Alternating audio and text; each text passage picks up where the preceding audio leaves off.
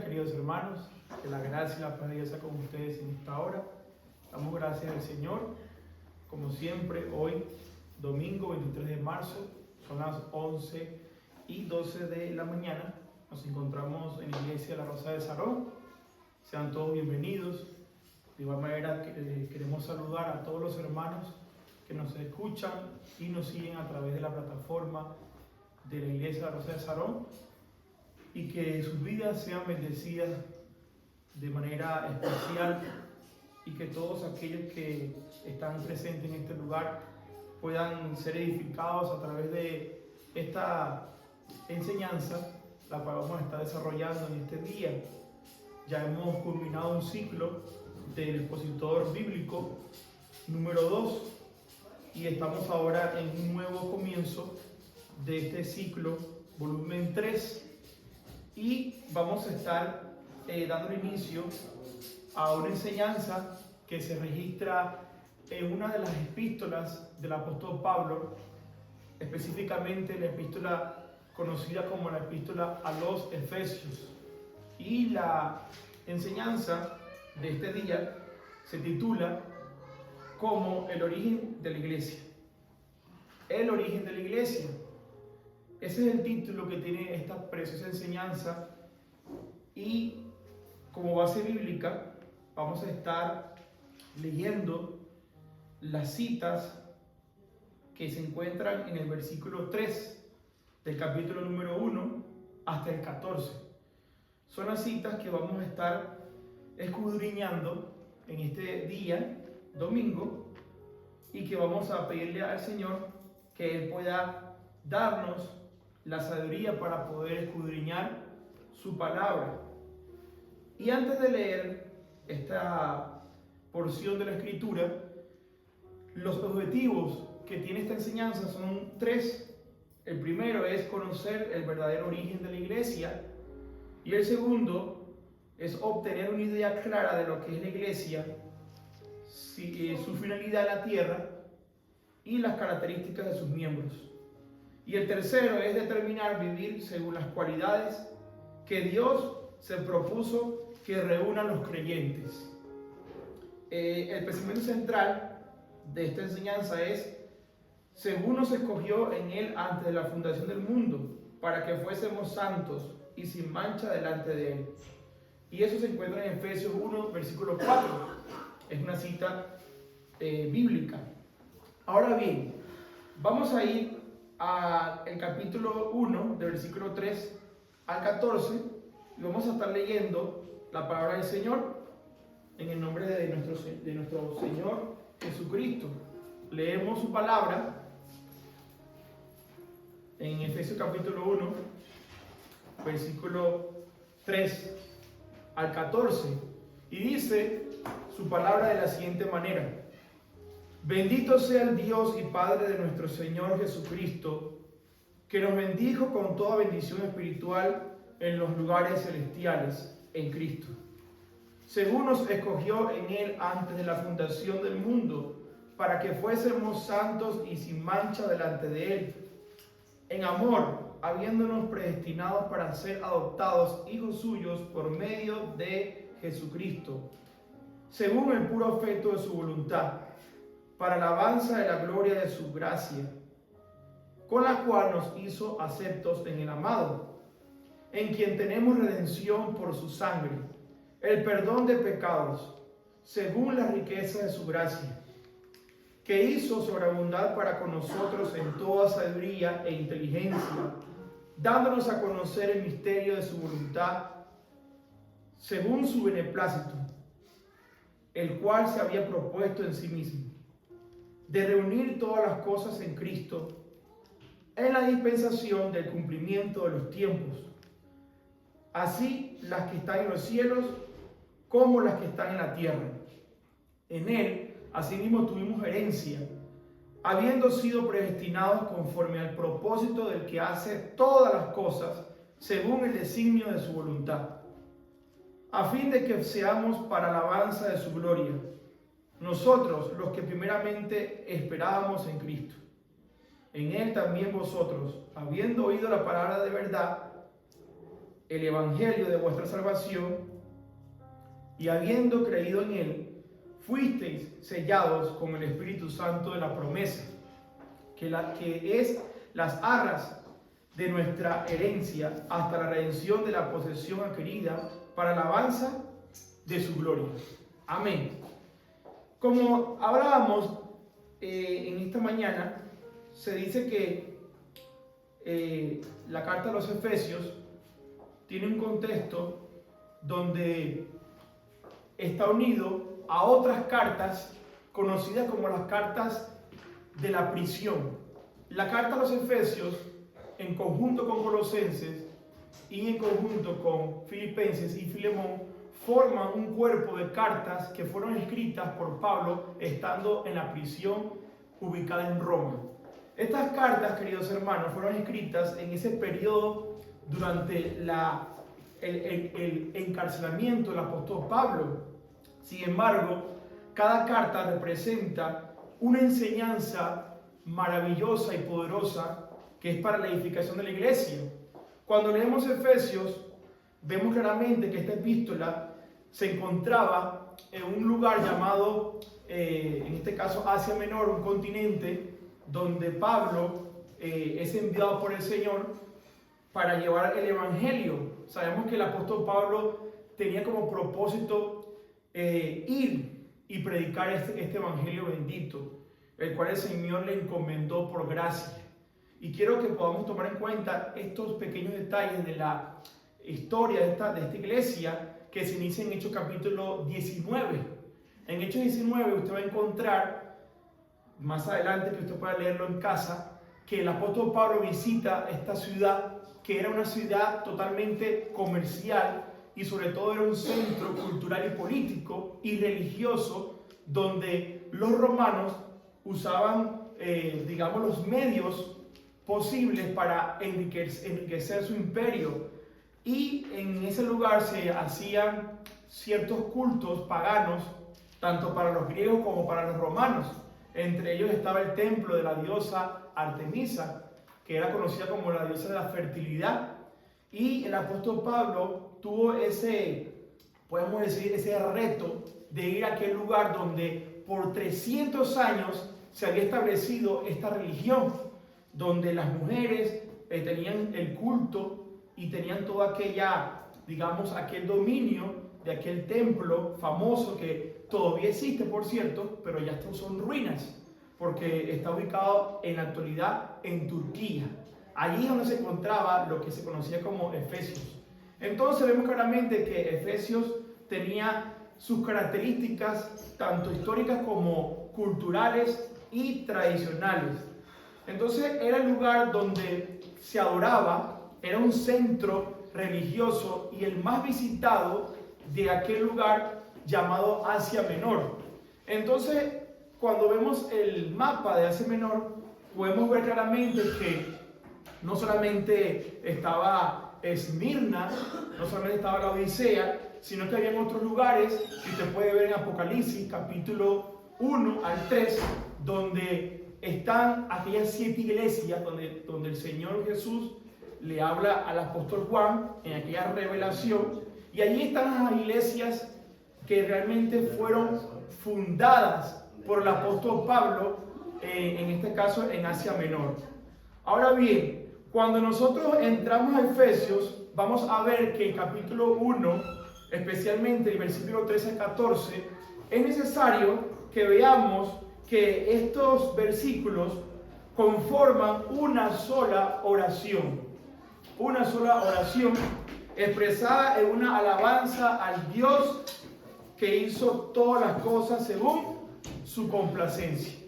El versículo 3 al 14 es una oración que también se le conoce como un poema judío, porque recordemos que Pablo era judío, y cuando Pablo escribe sus cartas, él usó todas aquellas figuras literarias o géneros para expresar las verdades que fueron transmitidas por el Dios que es el autor de la palabra. Entonces es necesario que podamos ver que en estos versículos del 3 al 14 hay una división donde encontramos una triple acción de la deidad. Y esa triple acción de la deidad nos manifiesta el propósito de nuestro Dios. En este caso, basada en tres aspectos. Uno, el aspecto divino. Otro, el aspecto de tiempo. Y otro, y por último, el aspecto de los propósitos. Vuelvo y repito, los versículos 3 al 14 tienen una triple acción de la deidad. Y en esa acción, recordemos que está el Dios el Padre, Dios el Hijo y Dios el Espíritu Santo, que conforman aquella deidad plural. Y en esa acción del Padre, del Hijo y del Espíritu Santo, hay tres aspectos fundamentales que se manifiestan en estos versículos del 3 al 14. El primero es el aspecto divino, el segundo del tiempo y el tercero del propósito. En cuanto al aspecto divino, vemos al Dios Padre, el Dios el Hijo y Dios el Espíritu Santo. Y en el aspecto del tiempo, vemos que Dios en su eternidad, Dios hace una acción. En este caso, el Padre es quien escoge, el Hijo es quien redime y el Espíritu Santo es quien sella. Entonces es importante ver que cada uno tiene una función específica en el plan de salvación. Tres personas con la misma esencia, pero con distintas personalidades. Recordemos que esto se le conoce como la Trinidad, que es una doctrina muy fundamental para la iglesia cristiana. Nosotros creemos que es un solo Dios, pero en esa deidad plural está el Padre, está el Hijo y está el Espíritu Santo, con una esencia, pero manifestada en tres personas. Ahora bien, cuando vamos al versículo 3 al 6, vamos a encontrar, queridos hermanos, que en el versículo 3 al 6 está la acción del Padre. Y en los versículos 3 al 6, vemos que en el verso 3, lo voy a resumir de esta manera muy sencilla, para que podamos entender cada plan y cada propósito que el Padre se propuso en la eternidad. Y el primero lo encontramos en el verso 3, donde nos dice que Él nos bendijo. Nos bendijo con toda bendición espiritual en los lugares celestiales. Allí hay una expresión griega que quiere decir en los celestes o en los celestiales. Sin embargo, se traduce como los lugares celestiales. Eso es, en otras palabras, la posición de la iglesia que se encuentra en Cristo. Usted y yo nos encontramos en una posición celestial. Aunque estamos en la tierra, la iglesia es celestial. La iglesia tiene bendiciones de los cielos y no bendiciones de la tierra. Porque lo que realmente hacemos aquí es temporal. No estamos aquí para permanecer, sino que estamos aquí de pasada. Somos extranjeros y peregrinos. Por esa razón no nos aferramos a este mundo, no nos aferramos a esta vida, porque nuestra vida realmente está en los cielos. Entonces el apóstol Pablo empieza iniciando una alabanza al Padre, y luego en verso 4 nos dice que nos escogió antes de la fundación del mundo. O sea que no fue algo momentáneo o de sorpresa. Todo lo contrario, había un plan en la eternidad. Antes que el hombre pecara, por cierto, ya el plan estaba hecho por el Padre. Por esa razón es que el Padre no se sorprende cuando nosotros hacemos algo, porque ya Él lo sabe, porque Él es omnisciente. Y por esa razón, cuando el hombre comete el pecado, no fue una sorpresa realmente para Dios. Al contrario, Dios sabía lo que iba a suceder. Dios lo permitió para demostrar su soberanía y su plan de redención en la historia de la humanidad, para demostrar su gloria, para demostrar que Él es el que tiene control de todas las cosas. Y aunque veamos que el desorden sigue la humanidad, Dios tiene determinado culminar su plan de redención para su gloria. Cuando vemos el verso número 5, también vemos que nos dice que Él nos predestinó, o sea, determinar de antemano. Y la palabra ahí, predestinar, en este caso se refiere a la posición, o en sí mismo, cuando hablamos de predestinación, se refiere al propósito. Claramente lo podemos ver en Juan capítulo 1, versículo 12, que nos dice que a los que creyeron, en su nombre, Él le dio la potestad de ser hechos hijos de Dios. Entonces la predestinación está relacionada con el propósito de Dios para que nosotros seamos conformados a la imagen de Dios en Cristo Jesús. Esa es la predestinación. Se refiere a ese propósito para que usted y yo seamos cada día transformados, seamos cada día renovados y podamos despojarnos de la vieja naturaleza que teníamos cuando estábamos sin Cristo y podamos vivir una nueva vida en Él. Y el verso 6 nos dice que fuimos aceptos en el amado. Nosotros no fuimos aceptados porque éramos buenas personas, porque éramos angelitos, porque teníamos alas o teníamos aquí la aurora. No fue por eso, queridos hermanos. La aceptación del Padre en cada uno de nosotros fue por causa de la fe en su Hijo. Lo cual nos permite entrar a su presencia confiadamente. Y es por ello que el apóstol Pablo dice que somos aceptos en el amado. Aceptos en el amado. Somos aceptos por la sangre de Cristo. Bien claramente lo dice Efesios 2, del 11 al 13. Dice, por tanto, acordaos de que en otro tiempo vosotros, los gentiles, o sea nosotros, porque no somos judíos, queridos hermanos. No somos judíos. Y lo recalco para que entendamos de que no somos judíos. No somos judíos. No somos realmente pueblo de Israel. Somos la iglesia, que es algo muy distinto. Dice, erais llamados incircuncisión por la llamada circuncisión hecha con mano en la carne.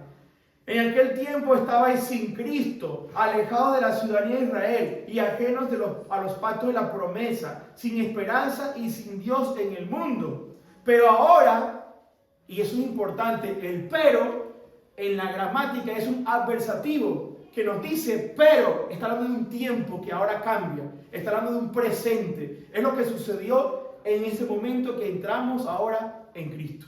Cuando usted va a Cristo, hay un pero que divide el tiempo, pasado y presente. Y es lo que Pablo está diciendo. Pero ahora, en Cristo Jesús, vosotros que en otro tiempo estabais lejos, habéis sido hechos cercanos por la sangre de Cristo. Ahora nos hemos acercado a Él, hermano. Hemos sido acercados ¿a quién? Al Padre en Jesús. Porque Jesús es el camino, la verdad y la vida.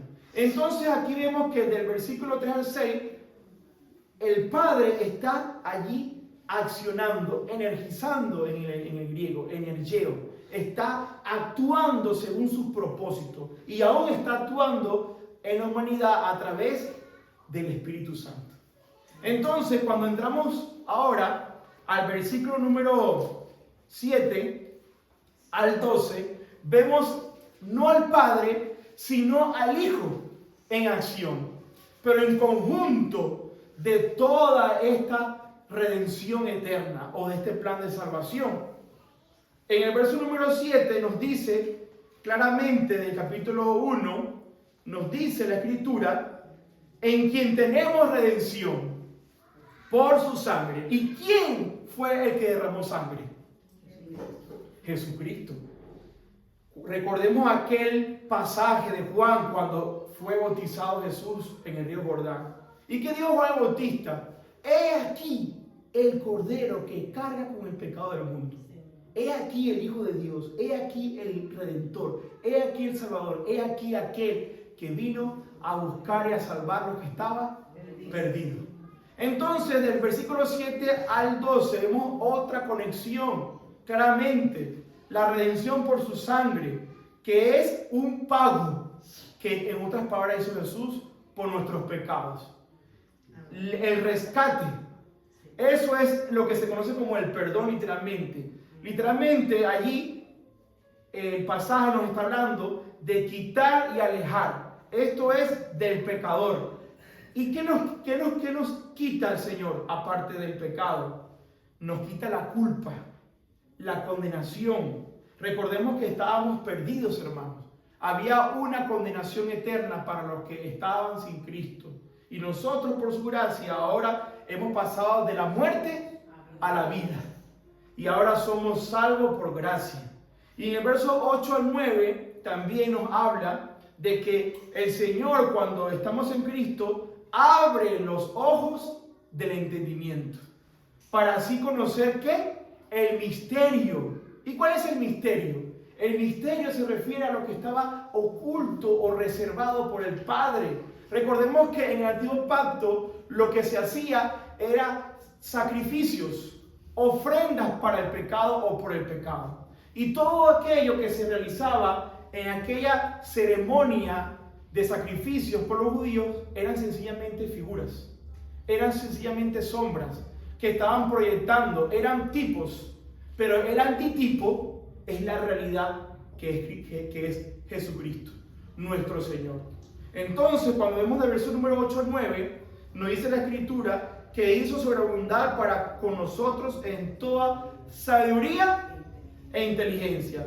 Y fíjense que la sabiduría y la inteligencia no son cosas iguales. Cuando habla de sabiduría, habla de el conocimiento para poder entender los propósitos de Dios. Esto está hablando de un sentido de la Escritura, de poder conocer la voluntad de Dios.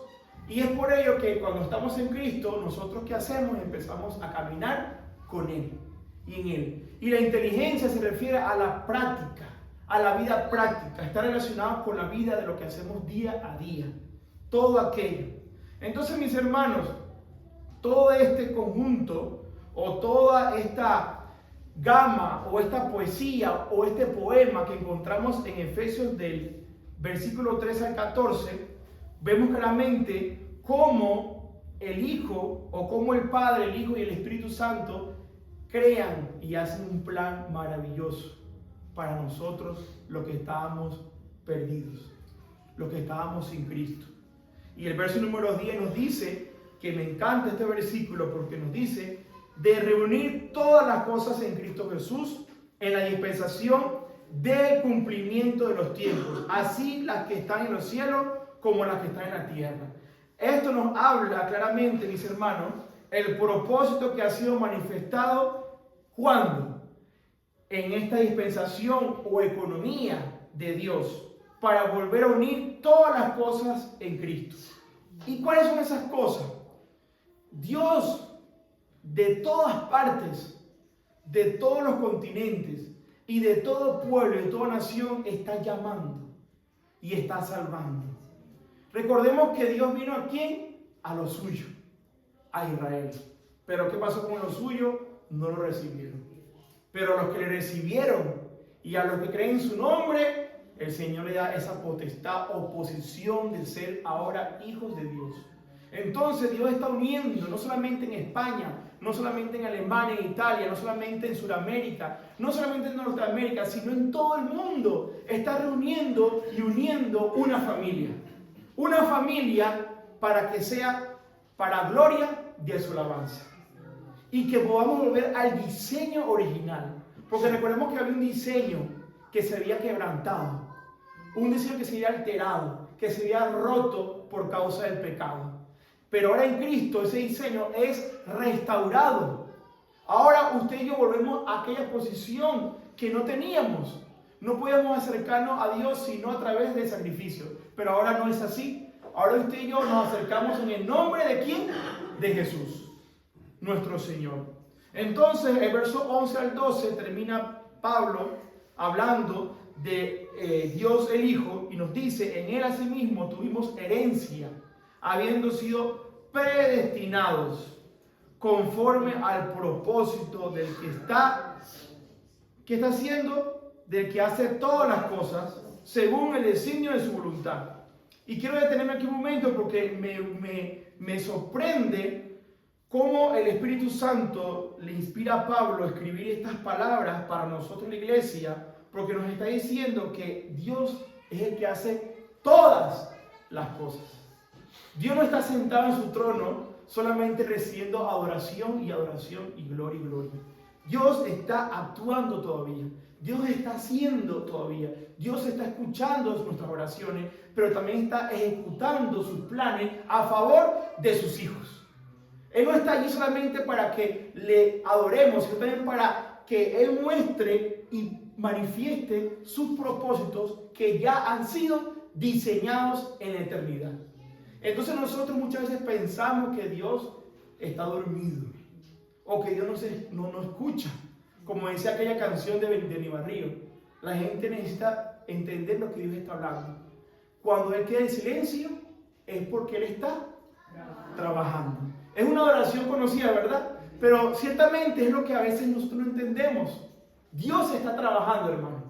Y siempre seguirá trabajando. Dios no está allí tranquilo. Él está ejecutando día a día sus propósitos. Entonces Pablo termina diciendo en este versículo 12, a fin de que seamos para alabanza de su gloria. Nosotros los que primeramente esperábamos en Cristo, que en este caso son los judíos. Vienen los judíos y después al griego. Porque ciertamente la Escritura nos dice, porque no me avergüenzo del Evangelio, porque es poder de Dios para salvación a todo aquel que cree. Primeramente, ¿a quién? Al judío, y luego al griego. Porque hay una distinción que siempre la hace la Escritura para referirse a ambos pueblos. Pero de esos ambos pueblos, ¿qué sucede? Dios los une en Jesús, en Cristo. Entonces aquí finaliza Pablo con el plan que ejecuta el Hijo. Claramente hablamos de que el Padre, en el versículo 3 al 6, ¿qué hace el Padre? Lo vimos hace un momento. El Padre, en este caso, nos bendijo, nos escogió, nos predestinó y en Cristo somos aceptados o aceptos en el amado. Y de versículo número 7 al 12, redención por su sangre, el propósito manifestado, abrió nuestros ojos del entendimiento y también nos habla de que Él está energizando todas las cosas en Jesús. Y cuando entramos al verso número 13 al 14, hay una realidad también, que eso no queda allí, digamos, a la mitad, porque Dios no deja nada por la mitad, hermanos. Dios hace todo completo, todo lo hace bueno y en gran manera. Y en el verso 13 nos dice también que en Él, o sea en Cristo, también vosotros, habiendo oído la palabra de verdad, el evangelio de vuestra salvación, y habiendo creído en Él, ¿qué sucede? Fuimos sellados, ¿pero de quién? Por el Espíritu Santo, de la promesa. ¿Cuál promesa? Juan capítulo 14 al 16 nos habla de aquella promesa. Cuando Jesús dice, vosotros no van a estar huérfanos. No van a quedarse huérfanos, porque los discípulos estaban asustados. Cuando Jesús le dice, yo me tengo que ir, me voy. ¿Te vas a ir? ¿No vas a dejar aquí? Pero Señor, ¿y entonces? ¿Y quién se queda con nosotros? No puede ser. Y Jesús dice, no se pongan tristes. Jesús dice, no se turbe vuestro corazón. Cree en Dios, cree en mí también. Y luego les habla de la promesa del Espíritu Santo. Y ese Espíritu Santo no está afuera, está aquí. Está en usted, está en cada uno de nosotros. Habita como morada. No está de vacaciones, no es un huésped, es una persona que habita permanentemente en sus hijos, en los hijos de Dios. Por eso la gente tiene que hablarle a Él y conocerle a Él, porque Él habla claro, hermano. Y Él nos redarguye cuando fallamos, nos guía a toda justicia y a toda verdad, y está siempre atento. Cuando no podemos más, el Espíritu Santo, ¿qué hace? Nos levanta y nos dice, levántate, porque tenemos que ir a adorar a Dios, a adorar a Cristo, al Señor. Eso lo hace el Espíritu Santo en nosotros, hermano. No solamente es un sello y ya, no es un sello como el sello terrenal, es una persona. Ese es el sello. ¿Y con qué finalidad es el sello? Para identificar a los que son hijos de Dios, para poder saber claramente nuestra posición. Porque dice el verso 14 que es las arras de nuestra herencia hasta la redención de la posesión adquirida para alabanza de su gloria. Y este sello en sí, según la Escritura, tiene varios significados. Uno, habla de una obra completada, Juan 17:4. En segundo, el sello también se refiere a la posesión o propiedad. Cuando usted y yo somos sellados, Dios está diciendo, Él es mi hijo en Cristo. Y para yo garantizar que yo estoy siendo la verdad, porque Dios es verdad, yo también lo sello. Y le envío al Espíritu Santo como un sello de identidad, de que somos hijos de Dios. Pero también el sello del Espíritu Santo habla de la seguridad de que estamos en Cristo. Y en la antigüedad era una marca oficial de identificación que se colocaba en cartas, en documentos, contratos, etc. Y cuando el sello de un rey, sobre todo cuando enviaba una carta y llegaba a un lugar, lo primero que revisaban era si estaba sellado por el rey. Y si no tenía sello, entonces había un problema. Decían, esta carta no proviene del rey. Esta carta es falsificada, no es veraz. O si estaba abierto, tiene que tener un sello. Y ese sello era una garantía de que realmente provenía del rey y que no había sido manipulada. Eso representaba lo que se conoce como lo genuino, lo transparente, en este caso. Así, el documento quedaba bajo la autoridad auténtica y oficial de la persona. Y el sello lo enviaba, por cierto, un heraldo, que era un oficial, que hacía el trabajo de mensajero. Y por cierto, nosotros somos heraldos de Cristo, para que lo sepan. Y en el verso 14, las arras de nuestra herencia, la palabra arras literalmente quiere decir cuota inicial, dada por garantía. Amén. Es maravilloso, por cierto, porque no solamente nos sella el Señor en Cristo por el Espíritu Santo, sino que ya nos garantiza su presencia en nuestras vidas. Y no solamente en un día, sino por los siglos de los siglos. Jesús dijo, yo estaré con vosotros hasta el fin de los siglos, de los tiempos del mundo. El santo que mora en todos los creyentes tiene como función y propósito culminar la obra de todos los hijos de Dios, que es la redención de nuestro cuerpo. ¿Sabía usted que cuando seamos arrebatados, esa obra de glorificación va a ser hecha por quién? Por el Espíritu Santo. Él va a agarrar ese cuerpo de humillación, ese cuerpo que se enferma, ese cuerpo que se cansa, ese cuerpo que se debilita, ese cuerpo que se desanima por las emociones que están en nosotros en el alma, ese cuerpo que a veces no quiere ir a la iglesia, ese cuerpo que a veces no quiere adorar al Señor. Ese cuerpo, hermano, que usted y yo tenemos ahora, va a ser transformado a un cuerpo de gloria semejante al de Cristo Jesús. Y cuando estemos en ese lugar que son las moradas que Dios tiene preparado para nosotros, estaremos allí por los siglos de los siglos. Y ese es el plan de redención.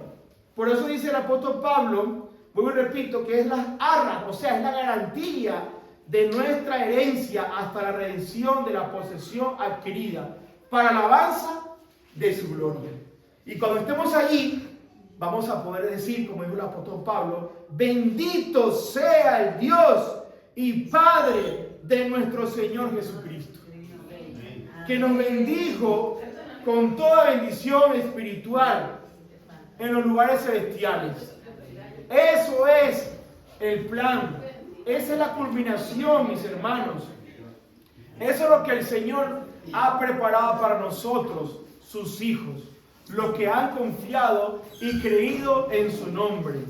Y para finalizar con esta enseñanza, quiero que veamos algunas preposiciones que quiero compartir con ustedes, adicional a la enseñanza. Y hay una preposición que muchas veces nosotros no leemos, porque a veces leemos la escritura, como le he dicho en muchas ocasiones.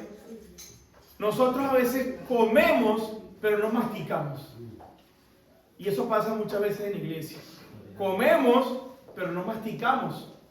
Y masticar, según la ciencia, los alimentos nos permiten poder tener una buena degustación y alimentación correcta para nuestro cuerpo.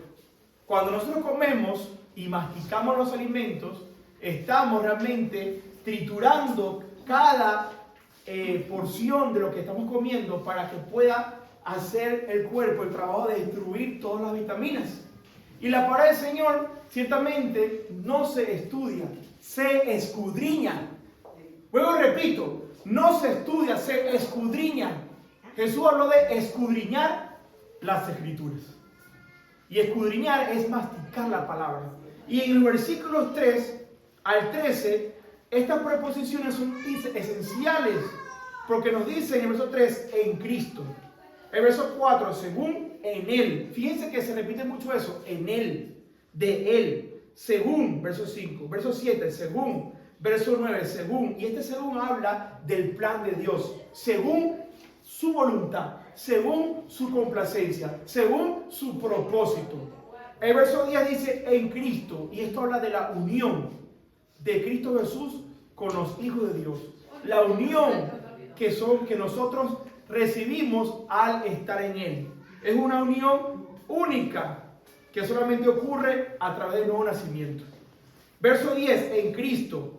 Verso 11, en Él. Y luego también dice el apóstol Pablo, según. Verso 12, en Cristo. Y por último, en Él. Y después en Él. Porque todo es, porque de Él, por Él. Y para Él son todas, no algunas, todas las cosas para la gloria de su alabanza. Eso es importante, hermanos. Aquí no es el hombre, aquí es Dios. Dios en nosotros, Dios en su iglesia, Dios obrando en nosotros cada día.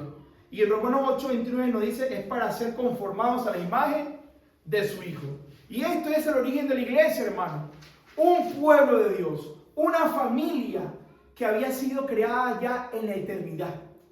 Antes de la fundación del mundo, Dios tenía ya puesto sus ojos en usted y en mí también.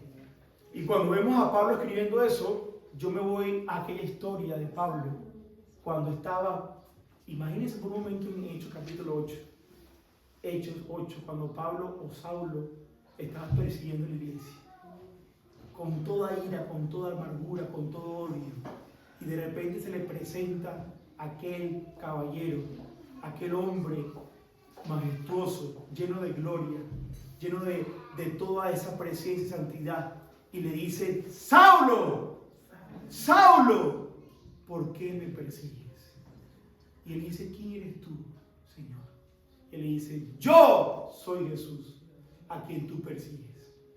Y luego Pablo queda 3 días sin vista, y luego aparte empieza a ayunar, se queda en ayuno.